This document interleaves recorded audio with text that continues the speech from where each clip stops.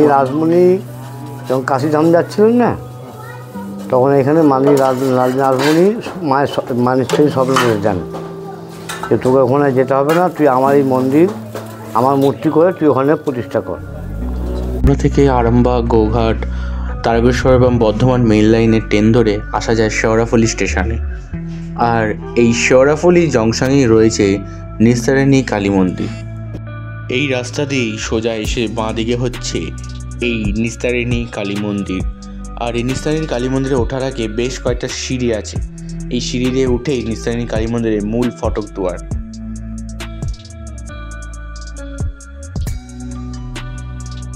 বাংলার বিভিন্ন জায়গায় বিভিন্ন কালী মন্দির রয়েছে, সেরকমই এক কালী মন্দির রয়েছে শেওড়াফুলিতে, নিস্তারিণী কালী মন্দির। এই মন্দিরের ইতিহাস প্রায় 200 বছরের কাছাকাছি। এখানে নানা মতভেদ রয়েছে মন্দির প্রতিষ্ঠা নিয়ে। রাজা হরিশ্চন্দ্র রায় প্রায় 200 বছর আগে এই মন্দির প্রতিষ্ঠা করেছিল, প্রথম বড় রানীকে হত্যা করার পর। তো সেই মন্দিরের ইতিহাস আজকে আপনার সামনে তুলে ধরবো, আর আপনাদেরকে এই মন্দির ঘোরাবো, টাইমিং বলে দেবো কখন আসতে হবে, কীভাবে আসতে হবে, সেটার জন্য কিন্তু ভিডিওটা সম্পূর্ণ দেখতে হবে। চলুন আজকে জার্নিটা আমার সাথে আপনারা এই কালী মন্দির দিয়ে শুরু করুন। চলুন আসুন। তখনও স্থাপিত হয়নি দক্ষিণেশ্বরের ভবতারিণী মন্দির, প্রতিষ্ঠিত হয়নি মায়ের বিগ্রহ। রানী রাসমণি হঠাৎ একদিন স্বপ্নে দেখলেন দেবী তাকে আদেশ করেছেন ভাগীরথীর তীরেই মন্দির প্রতিষ্ঠার। দেবীর আদেশ মতোই রানী রাসমণি ভাগীরথীর তীরে মন্দির স্থাপন করবেন বলে মনস্থির করেন। একই সাথে দেবী বিগ্রহ প্রতিষ্ঠা করারও মনস্থির করেছিলেন। নিজের মনোবাসনাকে বাস্তবে রূপদান করতে রানী বজরায় প্রায় প্রতিদিনই গঙ্গাবক্ষে ঘুরে বেড়াতেন, খুঁজে বেড়াতেন মনের মতন জায়গা। একদিন তিনি বজরা করে যাচ্ছিলেন শেওড়াফুলি ঘাটের দিকে। রানী শুনেছিলেন শেওড়াফুলিতে অধিষ্ঠাত্রী নিস্তারিণী দেবী অত্যন্ত জাগ্রত, তাই নিস্তারিণী দেবী দর্শনের উদ্দেশ্যেই রানী পাড়ি দিলেন শেওড়াফুলির পথ। ঘাটের কাছে বজরা আসতেই রানীমা এবং মাঝি বনলারা দেখতে পেলেন একটি কিশোরী মেয়ে তাদের ডাকছেন। আশেপাশের পরিবেশ বেশ নিস্তব্ধ এবং নির্জন।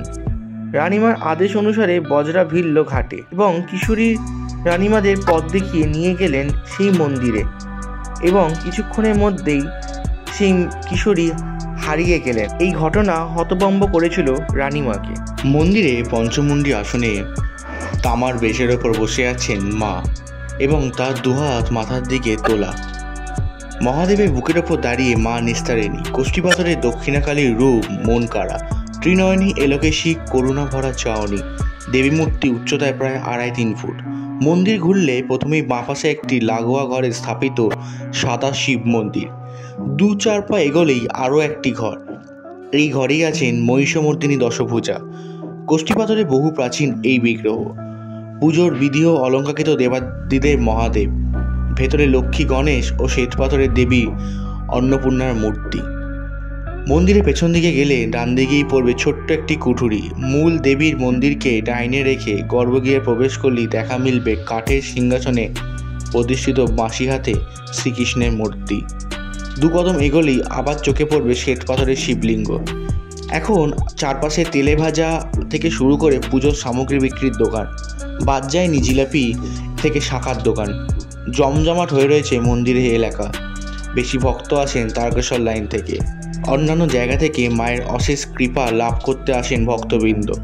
সকালে এবং বিকেলে মাকে লুচি ভোগ দেওয়া হয়। কোথা থেকে আসছেন আপনি? আমার ধনেখালি বাড়ি। ধনেখালি? ওইখান থেকে আসছেন? কাজ তো এই তো ধনেখালি।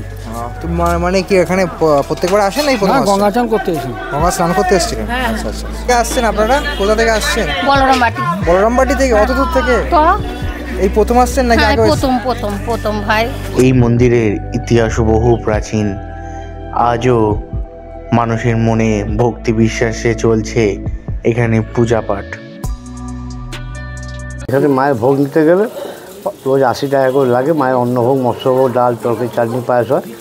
আর শনিবার দিন শুধু নিরামিষ খিচুড়ি ভোগ 60 টাকা করে লাগে। নিস্তারিণী কালী মন্দির থেকে একটু এগোলেই রয়েছে নহবত ঘাট। এই নহবত ঘাটেই রয়েছেন দেবী তারার একটি মন্দির। এই মন্দিরেও বহু ইতিহাস রয়ে গেছে, কারণ সেই সময় রাজাদের নহবতখানা বসত এই মন্দির চত্বরে, তাই এই জায়গার নাম নহবত ঘাট।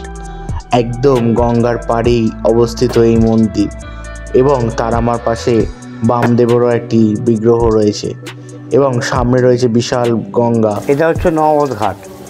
এটা নবদ ঘাট নামটা কেন হয়েছে, এখানে মা নিস্তারী মন্দিরে এখানে আগে সানাই বাজো রাজাদের আমলে এখানে গেট করা ছিল, নহবত গেট করা ছিল, সেই জন্য ঘাটটার নাম নহবত ঘাট।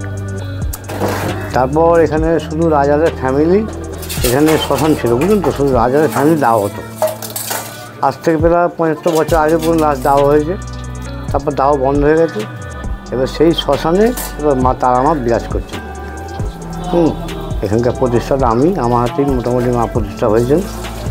আমার এখানে লোকাল ছেলে, আমার ছোটোবেলা থেকেই এই শিব মন্দির, আগেকার মন্দির, এই শিব মন্দির আমাদের আসা যাওয়া বাবার ভক্ত ছিলাম, করতে করতে মায়ের মন্দির আস্তে আস্তে এখানে প্রতিষ্ঠা আমার হাত ধরেই মায়ের হয়েছে। এটির ব্যাপার এটা আগে রাজাদের পুরো শ্মশান ছিল, ওখানে সব চিতার লেখা আছে বুঝলেন না, রাজবীরের চিতা, ওখানে চিতার স্থল আছে, নিজের স্থল আছে, গঙ্গায় পুড়িয়ে হয়ে গেছে, ধ্বংস হয়ে গেছে। ওই যে উপরে আমরা চিতার স্থল করেছি যাতে লোক জানতে পারো ধূপপাতি ওখানে দেবার জন্য ওখানে জায়গা করেছি। এই হচ্ছে ঘটনা এখানকার। ঘুরিয়ে দেখালাম এই নিঃসরণী কালী মন্দির। এবার বলি এই মন্দিরে আসতে গেলে কীভাবে আসতে হবে। প্রথমে যদি আমরা রেলপথে আসি তাহলে হাওড়া থেকে যে কোনো ট্রেনে উঠে শেওড়াফুলি স্টেশন নামবো এবং সেখান থেকে হাঁটা পথে নিঃসরণী কালী মন্দির। এবং যারা শিয়ালদা থেকে আসছেন তারা কীভাবে আসবেন, তারা ব্যারাকপুর স্টেশনে নেবে, সেখান থেকে আসতে পারে হচ্ছে ব্যারাকপুর ফেরিঘাট, অর্থাৎ 2 পয়সার ঘাট। সেই 2 পয়সার ঘাট থেকে এই গঙ্গা পেরিয়ে লঞ্চে আসতে পারেন এই শেওড়াফুলি ঘাট। এই শেওড়াফুলি ঘাট থেকে হাঁটা পথে পেয়ে যাবেন নিঃসরণী কালী মন্দির। তো এই দুই রকমভাবে আসা যায় নিঃসরণী কালী মন্দির। এছাড়া যদি গাড়ি পথে আসেন, ভিডিওর মধ্যে আমরা গুগল ম্যাপ লোকেশন দিয়ে দিলাম কীভাবে গাড়ি পথে আসতে হবে। তো 3 রকমভাবে আসতে পারেন এই কালী মন্দিরে। তো আসুন দর্শন করুন নিঃসরণী কালী মন্দির।